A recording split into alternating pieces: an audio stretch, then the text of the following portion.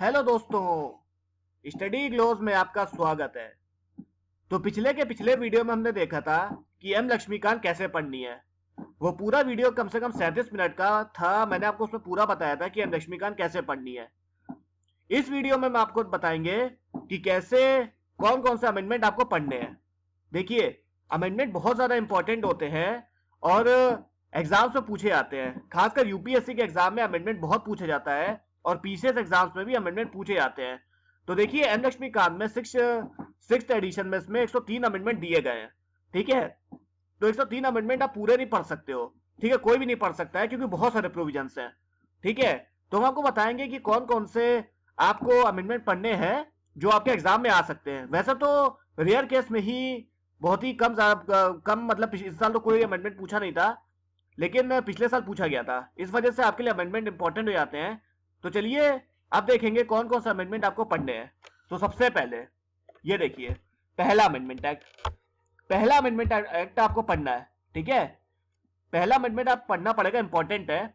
इसके साथ ही आप 9 शेड्यूल कैसे आया ये सब आप देख लेना। ठीक है, शंकरी प्रसाद केस भी पढ़ लेना 1951 में।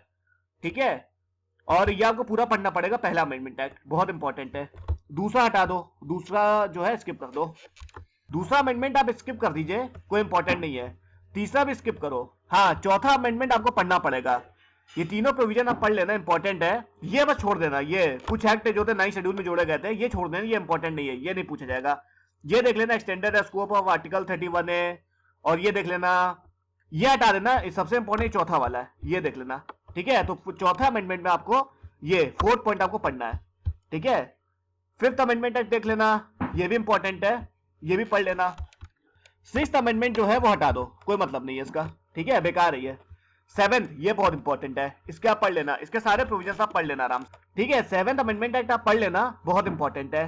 ठीक है, 8th अमेंडमेंट भी पढ़ लेना और 9th भी पढ़ लेना। 9th अमेंडमेंट भी इंपॉर्टेंट है। 10th अमेंडमेंट बहुत इंपॉर्टेंट है। ठीक है, ये बहुत ज्यादा इंपॉर्टेंट है। 10th अमेंडमेंट पढ़ लेना और 11 भी पढ़ लेना, 11 भी इंपॉर्टेंट है। 11th अमेंडमेंट पढ़ लेना, यार इंपॉर्टेंट ऐसे पढ़ने पड़ेंगे। ठीक है, इसको स्किप नहीं कर सकते हो क्योंकि दो नंबर भी बहुत सारे इंपॉर्टेंट होते हैं हर एग्जाम में।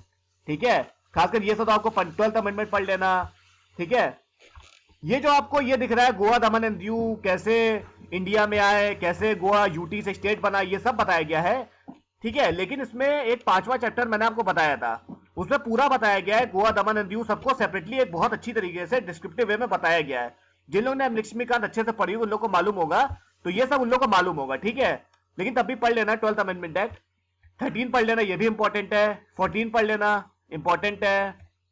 अब देखते हैं 15 अमेंडमेंट पढ़ लेना, इंपॉर्टेंट है 15th। 16th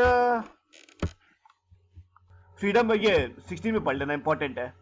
ठीक है, 16 पढ़ लेना। 17 भी पढ़ लेना, 17 में दूसरा छोड़ देना। ठीक है, ये पहला वाला पढ़ लेना, दूसरा छोड़ देना। ठीक है, 17 ये देख लेना, दूसरा छोड़ देना। 18वां हटाओ, बेकार है, कोई मतलब नहीं 18वें अमेंडमेंट का। 19th भी हटा दो, कोई मतलब नहीं है। 20th अमेंडमेंट, ये 20वां भी हटाओ, बेकार है ये। हाँ, ये 21वां बहुत इंपॉर्टेंट। 21st अमेंडमेंट बहुत ज्यादा इंपॉर्टेंट है। 15वीं लैंग्वेज 8th शेड्यूल में आई थी, ये सिंधी। ठीक है, ये 21st बहुत इंपॉर्टेंट है। 22nd भी इंपॉर्टेंट है। 23rd हटाओ, ये मतलब नहीं, 23rd बेकार है। 24th बहुत इंपॉर्टेंट है, बहुत ज्यादा इंपॉर्टेंट है, 24th पढ़ लेना। ठीक है, 25th भी पढ़ लेना, 25th भी पढ़ लेना। और 26 हटाओ, ये भी बेकार है। 27th ये पढ़ लेना, इंपॉर्टेंट है, खासकर ये दूसरा वाला पॉइंट बहुत इंपॉर्टेंट है। ठीक है, 28th हटाओ, बेकार है। ठीक है, 29 भी हटाओ, ये भी बेकार है। 30 भी हटाओ, ये भी बेकार है। 31st भी हटाओ, नहीं 31st पढ़ लेना, इंपॉर्टेंट है। 31st इंपॉर्टेंट है, पूछ सकते हो यूपीएससी। 32nd ये भी हटा दो, बेकार है ये। 33rd इंपॉर्टेंट है। 34 बेकार है, ये भी हटाओ। 35th बहुत इंपॉर्टेंट है, 35th ये पढ़ लेना, बहुत इंपॉर्टेंट है, थोड़ा डिटेल में पढ़ना उसको जाके। ठीक है, 36 भी बहुत इंपॉर्टेंट है। और आपको 37 हटाओ, ये बेकार है। 30 नहीं है, 37। ठीक है, 38 जो है ये इंपॉर्टेंट है, बहुत इंपॉर्टेंट है। 39th ये भी इंपॉर्टेंट है, कर लेना। इसमें ये हटा देना, दूसरा प्रोविजन हटा देना, बस पहला वाला पढ़ना 39th में। ठीक है, 14 भी हटा दो, बेकार है, बेकार है, बहुत बेकार है, मत पढ़ना इसको। 41st हटा दो, ये हाँ 41st पढ़ना है आपको। 41st अमेंडमेंट जो है वो आपको पढ़ना है, सबसे इंपॉर्टेंट। ज्यादातर क्वेश्चन जो है वो 42nd अमेंडमेंट एक्ट से पूछे जाते हैं, बहुत इंपॉर्टेंट है। इसको मिनी कॉन्स्टिट्यूशन बोला जाता है। इसमें आप प्रोविजंस देखिए कितने सारे हैं। ये देखिए कुल मिला के आपके, ये देखिए ये बी 19 प्रोविजंस आते हैं 42nd अमेंडमेंट एक्ट में। बहुत इंपॉर्टेंट है, इसको पढ़ना ही पढ़ना है, इसको बिल्कुल स्किप मत करना। ये जितने भी अमेंडमेंट मैंने बताया अभी तक, जो पढ़ने हैं नहीं पढ़ने हैं वो इतने इंपॉर्टेंट नहीं है, लेकिन सबसे इंपॉर्टेंट 42nd है। ठीक है, इसको आपको पढ़ने ही, कुछ भी पढ़ो चाहे ना पढ़ो, लेकिन ये आपको पढ़ के जाना, थोड़ा डिटेल में पढ़ना है इसको। ठीक है, इधर से क्वेश्चन बहुत आते हैं यूपीएससी और पीसीएस एग्जाम्स में भी। ठीक है, इससे यहां से ये पढ़ लेना, सबसे इंपॉर्टेंट है। इसका कोई प्रोविजन आपको छोड़ना नहीं है, सब पढ़ना है, कहीं से भी क्वेश्चन पूछ सकती है। मिनी कॉन्स्टिट्यूशन ऑफ इंडिया बोला जाता है इस अमेंडमेंट को। ठीक है, 43rd भी पढ़ लेना, 44th भी बहुत इंपॉर्टेंट है, 42nd और 44th, ये दो अमेंडमेंट बहुत इंपॉर्टेंट है, इसको पढ़ना ही पढ़ना है आपको, बिल्कुल स्किप मत करना। 42nd और 44th या पढ़ लेना, जरूर से पढ़ के जाना इसको, थोड़ा डिटेल में पढ़ना बल्कि। ठीक है, थोड़ा डिटेल में पढ़ना। 45th हटाओ, ये इंपॉर्टेंट नहीं है। 46 हटाओ, ये भी इंपॉर्टेंट नहीं है। 47 हटाओ, ये भी इंपॉर्टेंट नहीं है। 48 इंपॉर्टेंट है, 48 पढ़ लेना, इंपॉर्टेंट है। 48वां, 49th ये पढ़ लेना, छोटा ही सा है यार, पढ़ लेना, इंपॉर्टेंट है। 50 इंपॉर्टेंट है, पढ़ लेना। 51st ये हटाओ, बेकार है, बिल्कुल मत पढ़ना। 52nd ये बहुत इंपॉर्टेंट है, पढ़ लेना, इसमें एंटी डिफेक्शन लॉ के बारे में बताया गया है। ठीक है, ये पढ़ लेना, इंपॉर्टेंट है। 91st अमेंडमेंट एक्ट, जब आप एंटी डिफेक्शन लॉ पढ़ोगे तो आपको समझ में आ जाएगा पूरा ये। ठीक है, चैप्टर है। ठीक है, ये पढ़ लेना। 53rd हटाओ, ये भी इंपॉर्टेंट नहीं है। 54th हटाओ, ये भी इंपॉर्टेंट नहीं है। 55th हटाओ, ये भी इंपॉर्टेंट नहीं है।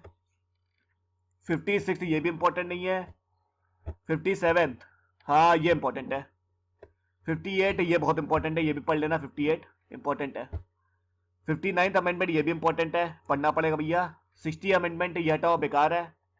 61st अमेंडमेंट एक्ट ये भी इंपॉर्टेंट है, बहुत इंपॉर्टेंट है। इसमें वोटिंग एज जो थी वो 18 साल की गई थी। ठीक है, ये हटाओ। 62nd हटाओ, ये इंपॉर्टेंट नहीं है, एकदम इंपॉर्टेंट नहीं है। 63rd भी इंपॉर्टेंट है। 64th भी इंपॉर्टेंट है। देखो जितने प्रेसिडेंट रूल वाले हैं ना, ये सारे इंपॉर्टेंट है। इनफैक्ट प्रेसिडेंट रूल ही बहुत इंपॉर्टेंट है, इस साल यूपीएससी में पूछ सकते हैं, पीसीएस एग्जाम से पूछा जाता है। ठीक है, बेसिक इन्फॉर्मेशन पूछेंगे जब आप पढ़ोगे ना प्रेसिडेंट रूल, जब इमरजेंसी वाले चैप्टर आएगा, चैप्टर 16 है एम लक्ष्मीकांत में, तो उसमें पूरा डिटेल दिया है, कहीं और से पढ़ने की जरूरत नहीं है। थोड़ा और डिस्क्रिप्टिव में पढ़ना तो ठीक है, थोड़ा और डीप में पढ़ना, लेकिन आपको उधर ही सब समझ में आ जाए, कहीं और जाने की जरूरत नहीं है। ठीक है, तो ये 64 पढ़ना है आपको भैया। 65 भी पढ़ना है। 66 हटाओ, ये बेकार है, बिल्कुल नहीं पढ़ना। 67 पढ़ना है आपको। 68 भी पढ़ना है आपको, और 69 भी पढ़ना है, इंपॉर्टेंट है। और आपको 70 अमेंडमेंट भी पढ़ना है, 70 देख लेना। 71st भी देख लेना। 72nd हटाओ, ये इंपॉर्टेंट नहीं है।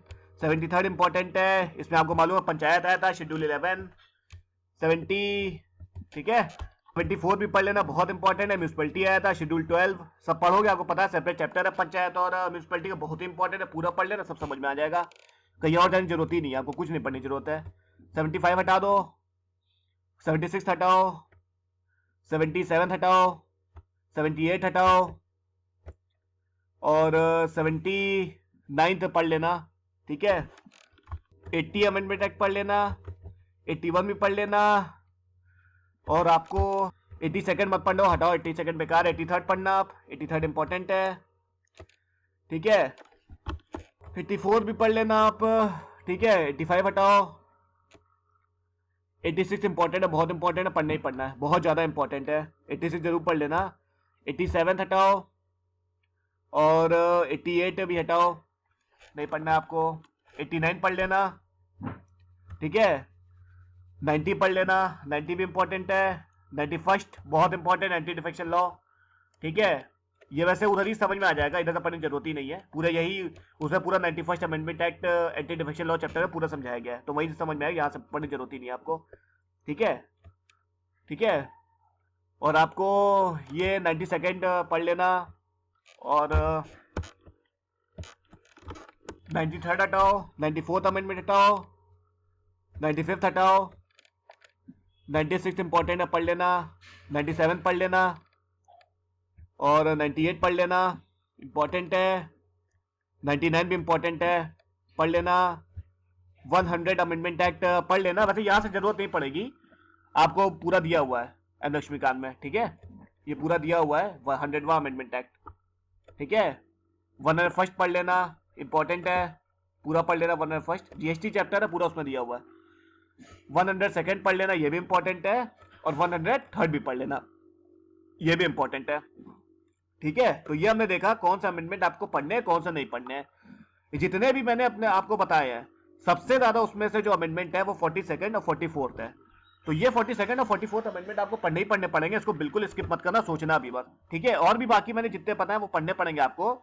मुश्किल से मैंने आपको बताया 103 अमेंडमेंट में से 45 या 46 अमेंडमेंट आपको पढ़ने हैं। ठीक है, 45 to 50 अमेंडमेंट्स आपको पढ़ने पड़ेंगे, इंपॉर्टेंट है। क्योंकि देखो यार, आईएएस की तैयारी कर रहे हो, पीछे से तैयारी करो तो उतनी मेहनत तो करनी पड़ेगी।